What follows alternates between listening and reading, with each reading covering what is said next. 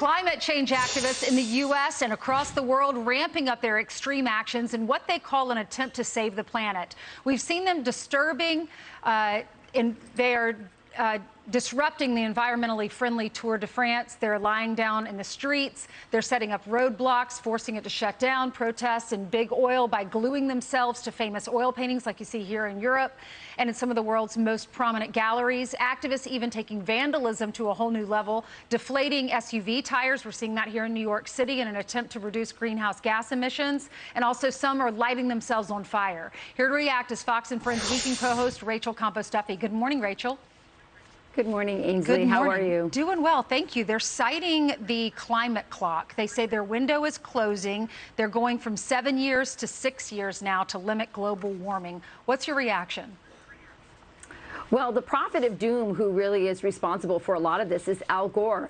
And Al Gore also predicted, you know, the end of the world because of climate change. I want to show you some numbers. Al Gore's energy consumption, because of course, Ainsley, he lives in a mansion and lives a very, lavish lifestyle, is 21 times that of the average household. Prince Harry, as you know, and John Kerry, they fly to climate conferences in private jets.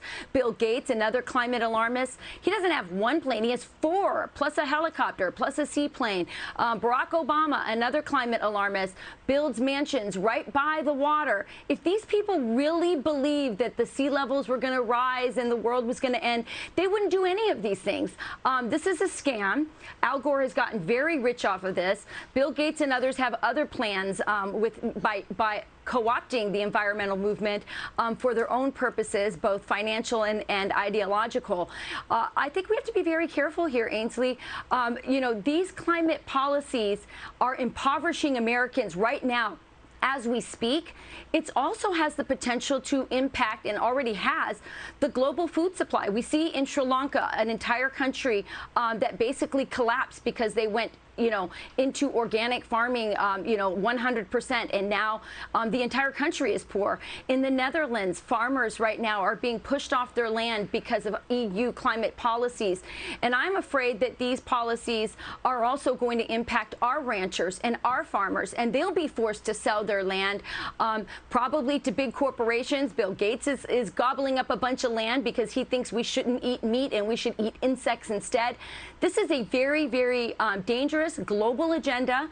I believe that there are people at the very top, the Davos crowd, people I call the predator class, who are trying to co-opt these and get these people like you see who are gluing their hands to these paintings. Really easy to gin up these activists, but there are other motives behind this, and I think the global food supply is in danger because of these policies. It's dangerous. Al Gore compared climate deniers to the Uvalde police, he says, who heard gunshots and then they refused to step forward and do anything. They say that these activists are saying it's criminal to go ahead with fossil fuels, with oil, with gas, and coal projects. What do you say?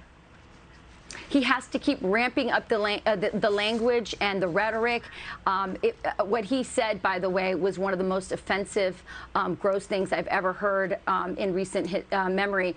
But yeah, he has to keep ramping it up because every year, AOC also said the world was going to end in 12 years. I think that was like 5 years ago. So ramp up the rhetoric and get everyone on board for these climate policies, which are making everyone poor. And Rachel, I love your podcast. It's called From the Kitchen Table. Tell us about it.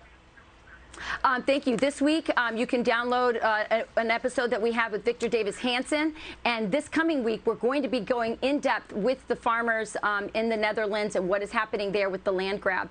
Very, very interesting stuff. Absolutely. Thank you for mentioning it, Ainsley. I appreciate it. Thank you so much. You're welcome. Have a great day. Thank you, Rachel. I'm Steve Doocy. I'm Brian Kilmeade. And I'm Ainsley Earhart. And click here to subscribe to the Fox News YouTube page to catch our hottest interviews and most compelling analysis.